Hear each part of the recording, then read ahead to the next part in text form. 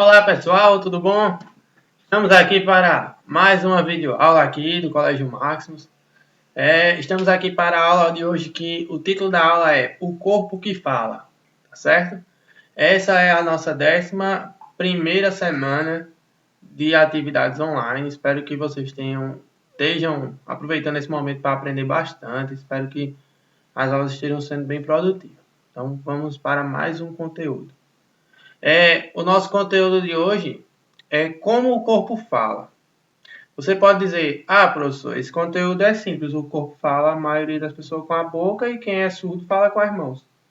Mas a gente não pode se iludir e pensar que o corpo a gente só consegue falar com a boca ou com as mãos. Existem muitas formas de se falar, tá certo? Uma pesquisa de neurociência feita nos Estados Unidos diz que perto de 10% do que o nosso cérebro entende como fala, como comunicação, é o que a gente fala com a boca. Ele entende mais ou menos 40% daquilo que a gente entona, do tom da voz.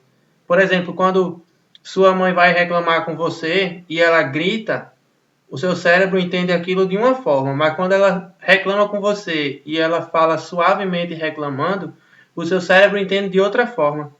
Então, às vezes, a tonalidade daquilo que a gente fala, o volume do que a gente fala, muitas vezes o cérebro da outra pessoa que está escutando entende mais o tom da voz do que aquilo que está sendo falado. Outra pesquisa, a mesma pesquisa aponta que 50% do que o cérebro entende é aquilo que ele enxerga. Então, muitas vezes o corpo da outra pessoa entende mais do que ele vê na gente do que até mesmo que a gente fala para ele. Então é preciso que a gente entenda esse conteúdo, que a gente estude esse conteúdo, para que a gente se aproprie de mais essa ferramenta no nosso dia a dia, para que a gente cresça com mais essa ferramenta dentro da gente, tá certo? Então vamos lá caminhar no conteúdo. Vamos lá, primeiro a gente vai entender o que é linguagem corporal, tá certo? Vamos ler esse textinho, ele não é tão grande. A linguagem corporal nada mais é do que o conjunto de todas as expressões do corpo. É basicamente a forma como o nosso corpo fala, através de gestos, expressões faciais, postura, entre outros sinais emitidos fisicamente no processo de comunicação humana. Certo? Então vamos analisar um pouquinho o que a gente leu de trás para frente. Então, primeiro a gente tem que entender que linguagem corporal está presente em toda a comunicação humana, em todo o processo de comunicação. Desde quando você pensa em se comunicar, até você se comunicar, até a outra pessoa entender. Então, durante todo esse processo, a linguagem corporal está envolvida, tá certo? E ele é percebido através de sinais que são emitidos no corpo. Esses sinais podem vir através de gestos, de expressões faciais, de postura, entre outras situações, tá certo? Então, basicamente, todo o processo de comunicação, a linguagem corporal está envolvida, tá bom? Então, vamos continuar. Quais os tipos de linguagem corporal? Vamos lá. Temos aqui 5 tipos de linguagem corporal.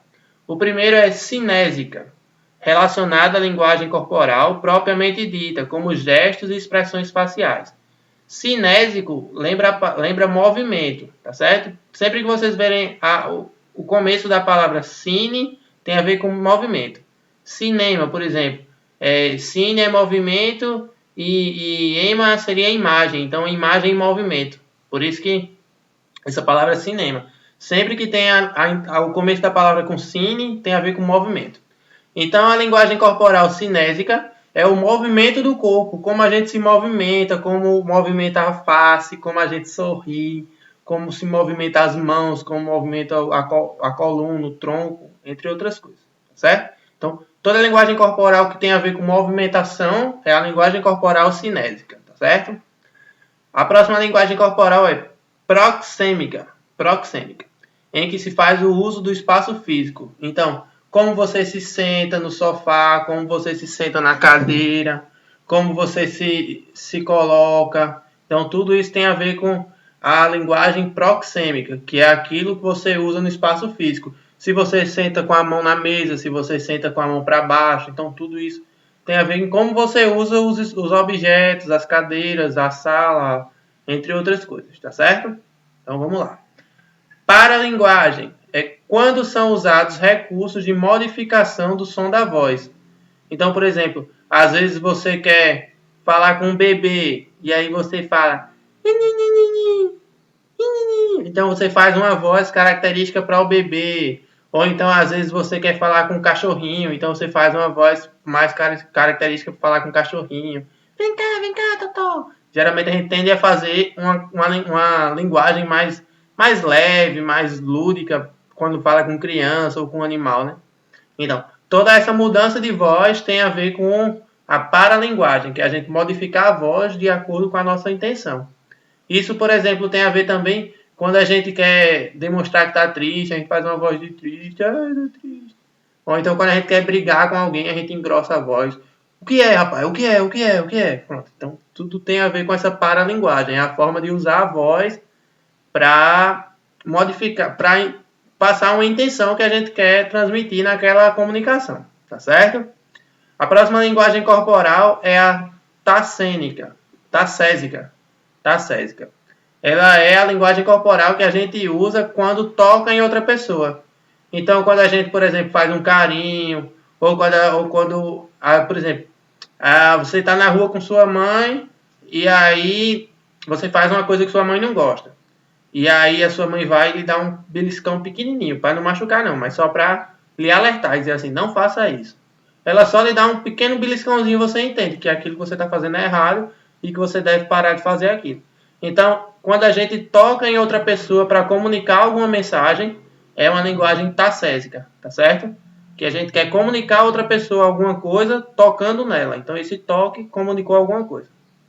E características físicas, a aparência e a forma do corpo, tá certo? Basicamente, são essas 5 linguagens, são 5 tipos de linguagem corporal, tá certo? Daqui para frente, a gente vai analisar vários exemplos de linguagens corporais, tá certo? Então, vamos lá. A primeira coisa que é legal de perceber, é importante perceber, é que a gente imita a linguagem corporal de outras pessoas que a gente tem admiração, respeito e receptividade. Então, se um dia você perceber que alguém está imitando a sua linguagem corporal, ou, por exemplo, tendo o mesmo gesto corporal que você tem, isso faz com que a gente possa acreditar que aquela pessoa que lhe imita, ela tem respeito por você, ela lhe admira, tá certo? Então, isso é muito comum, por exemplo, em crianças fazerem isso com seus pais ou com seus avós. Você percebe muito isso nessa situação, principalmente de netos com avós ou de pais de filhos com pais e mães, tá certo? Então, é normal, por exemplo, uma pessoa dormir na mesma posição, é normal, por exemplo, uma pessoa caminhar de um jeito parecido, é normal o próprio sorriso ficar parecido, porque o cérebro tenta imitar pessoas que a gente admira, tá certo? Então, vamos lá. Vamos lá para as características agora, tá certo? A gente vai partir mais para as características específicas de mensagens do corpo. A primeira que a gente vai trabalhar é morder os lábios. Bom, a gente pode ver aí na mensagem, na imagem, que temos três tipos de mordidinhas diferentes, tá certo? Na primeira imagem a gente vê uma criancinha mordendo os lábios e tal, e isso pode demonstrar medo, em crianças principalmente, crianças mais novas. Morder os lábios geralmente significa medo ou estresse. Quando ela morde o lábio, geralmente ela está com medo ou está estressada. Agora, já no adulto, já na pessoa adulta, a mordida no lábio muitas vezes pode significar uma provocação ou um desejo por alguma coisa, tá certo? Então, em criança, geralmente, a morder os lábios significa mais para o lado negativo, mais para o lado do medo, do estresse. Já o adulto, ele usa isso mais como uma coisa positiva, como um desejo, como uma vontade, tá certo? Vamos para outra situação. Vamos lá. Braços e pernas cruzados. Normalmente, ó, a pessoa está falando com você e você só... sei. Tá certo. Tá certo. Normalmente significa o quê? Que você está fechado para aquela ideia. Você não está disposto. Então, por exemplo, alguém está conversando com você. E aí, cara, como é que tá? Não sei o quê. Como é que estão as coisas e você? Não, tá tudo bem. Tá tudo tranquilo. Tá tudo bem, graças a Deus. indica para outra pessoa que você não está querendo estender a conversa, que você quer que aquela conversa acabe logo. Então, normalmente, quando você conversa com outra pessoa e está com o braço fechado, com a perna cruzada, é como se você estivesse fechado para a conversa, como se você quisesse que aquela conversa não demorasse muito. E os braços cruzados também podem significar irritação. É normal, por exemplo, quando você vai reclamar alguma coisa em algum lugar, você fechar o braço e dizer, não sei o que, não sei o que, está errado, está errado, está errado. Porque isso demonstra que você está irritado, principalmente para outra pessoa que está ali olhando falar. Tá certo? Então, vamos para mais um exemplo. Sorriso.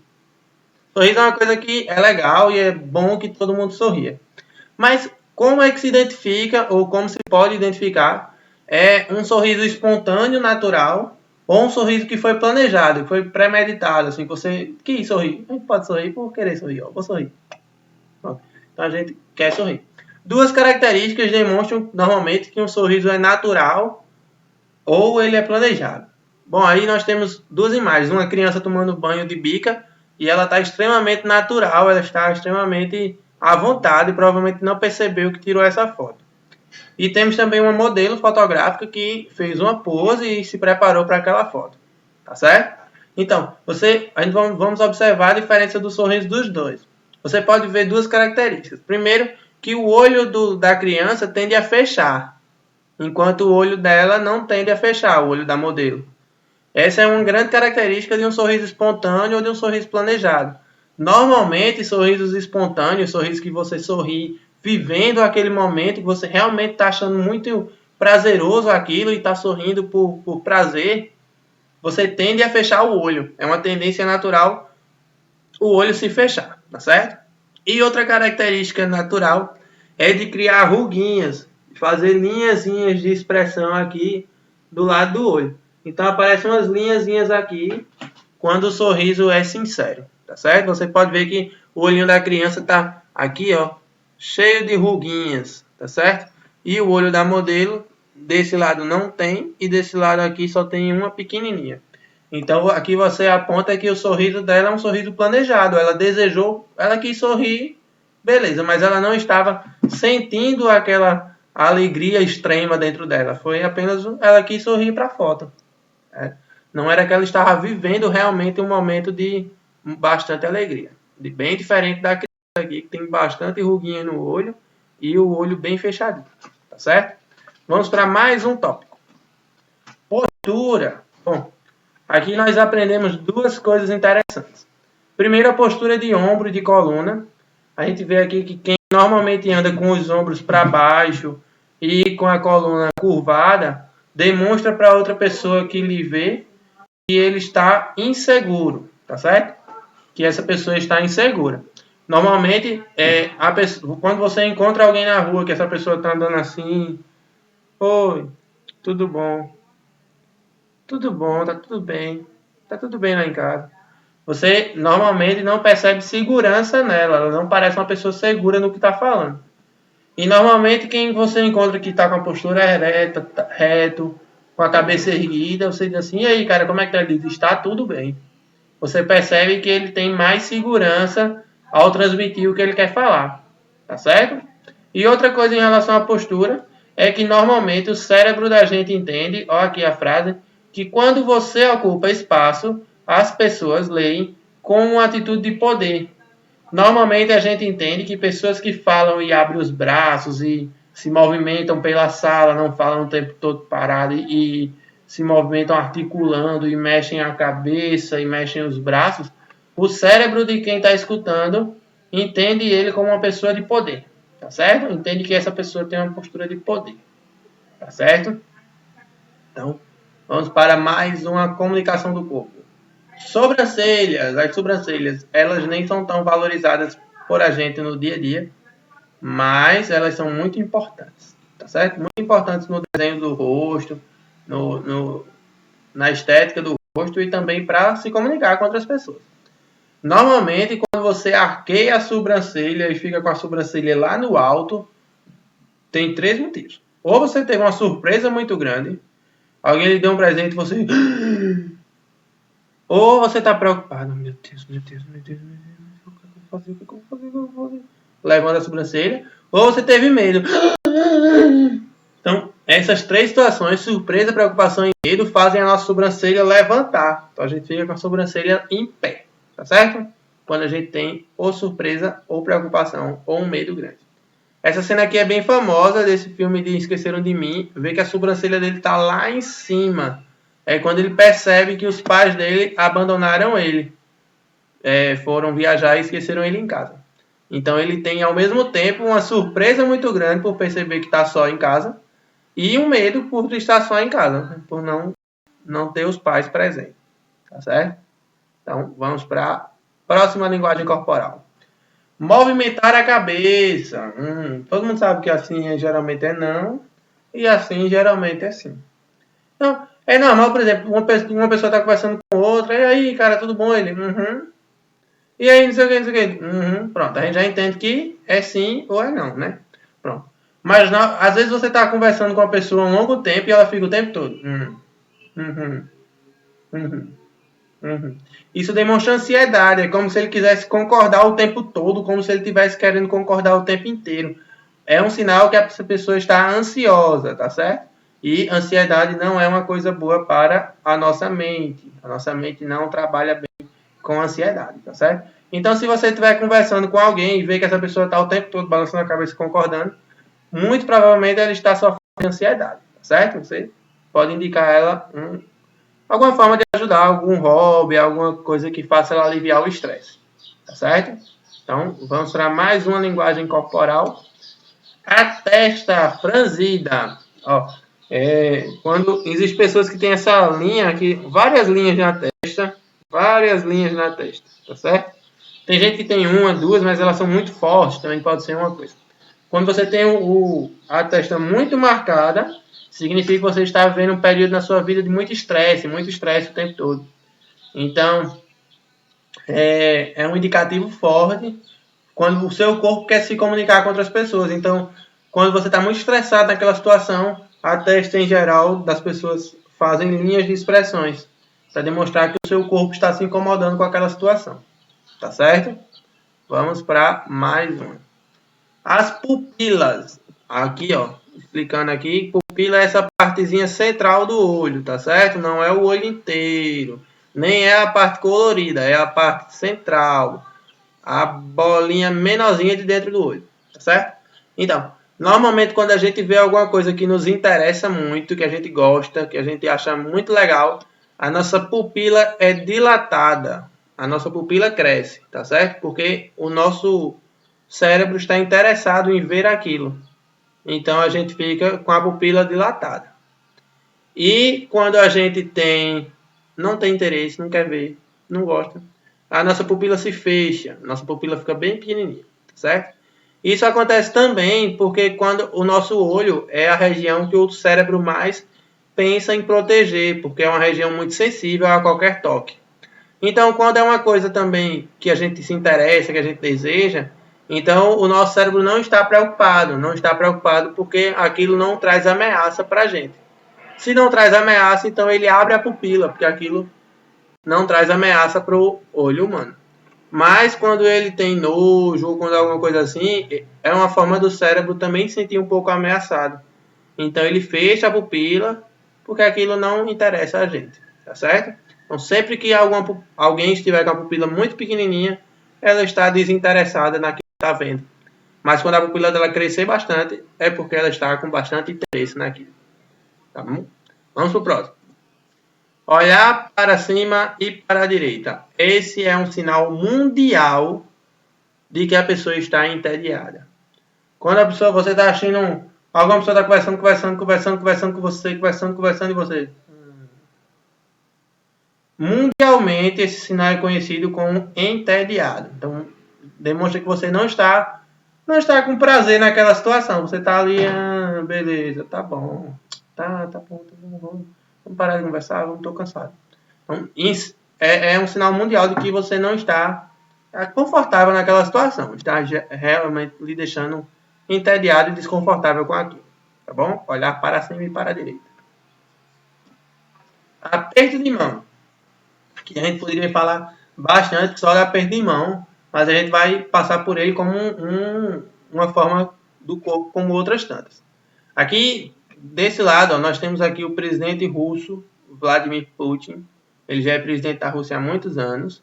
E aqui nós temos dois presidentes americanos. Aqui o presidente atual, Donald Trump, e aqui o presidente antes do Trump, que foi o Barack Obama, tá certo?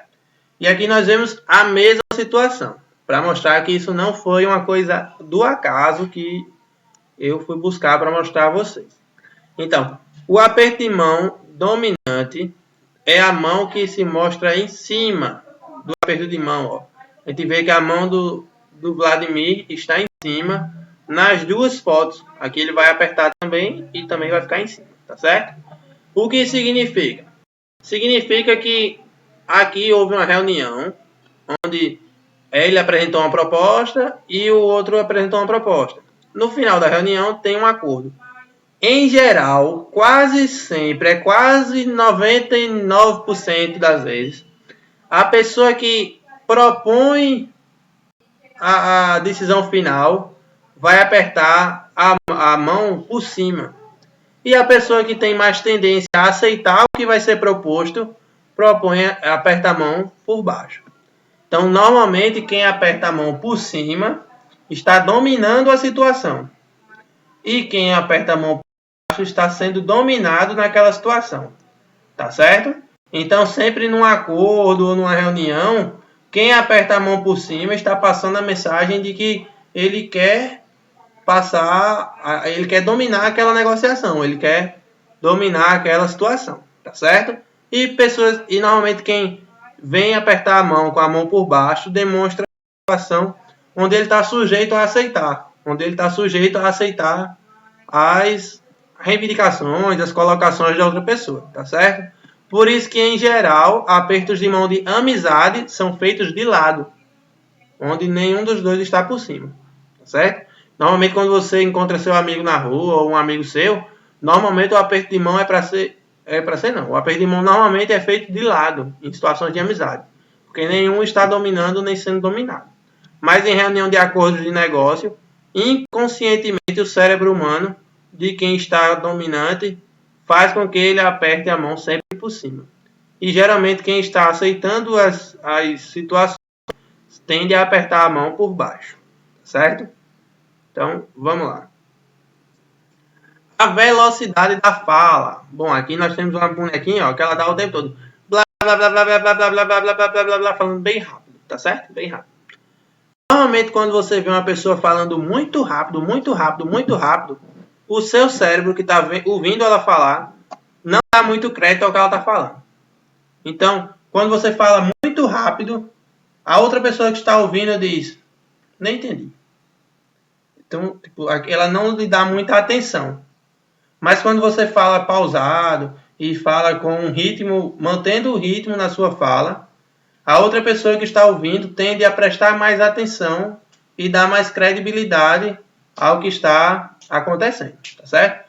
Vamos supor que houve uma situação de incêndio ou alguma necessidade, algum assalto, alguma coisa assim. E duas pessoas veem a situação e vai correndo para algum lugar para contar. E aí uma pessoa chega e diz, teve um assalto aí, e a pessoa foi e perdeu, e o ladrão chegou e botou a arma e atirou e morreu. Pronto. E a outra pessoa, hã? A pessoa nem entende o que ela disse. Então, quando você mantém o ritmo e passa a informação, por exemplo, a mesma pessoa que estava com ela chega e diz, agora há pouco a gente passou ali e estava tendo um assalto e houve um tiro e a pessoa foi baleada. Precisa fazer alguma coisa. Então, você vê que a mensagem é passada e o cérebro de quem está ouvindo entende muito melhor e dá mais credibilidade. Diz, caramba, teve um assalto, tal, vamos fazer alguma coisa. Então, você tem muito mais credibilidade quando você fala pausadamente e mantém um ritmo na fala. Certo? Então, vamos para mais um. Tarefa de casa. Vocês pensaram que era mais uma mensagem corporal. Não, a gente deu vários tipos de mensagens corporais, tá certo? Aqui nessa aula. Falou um pouco sobre o que é, falou um pouco sobre de onde vem essa ideia. Agora a tarefa de casa. Vocês têm 2 tarefinhas de casa essa semana. A primeira é perceber e listar algumas linguagens corporais que você observa em si próprio. Então, por exemplo, professor, eu roo unha quando eu tô nervoso, quando eu tô, sei lá, jogando videogame ou assistindo um filme que eu fico nervoso. Ou então eu coço a cabeça quando eu vou mentir. Ou então eu balanço as pernas, balanço o joelho, fico tremendo o joelho quando eu estou nervoso. Então você vai ver o que você faz. Pode ser alguma coisa dessa lista, ou pode ser coisas que também não tem na lista que você observa que acontece no seu corpo para indicar uma mensagem. Que o seu corpo se comunica dessa forma, tá certo? E depois de você fazer isso com você mesmo, você vai observar isso em pessoas que moram com você. Pode ser familiar, pode ser algum parente que mora com você.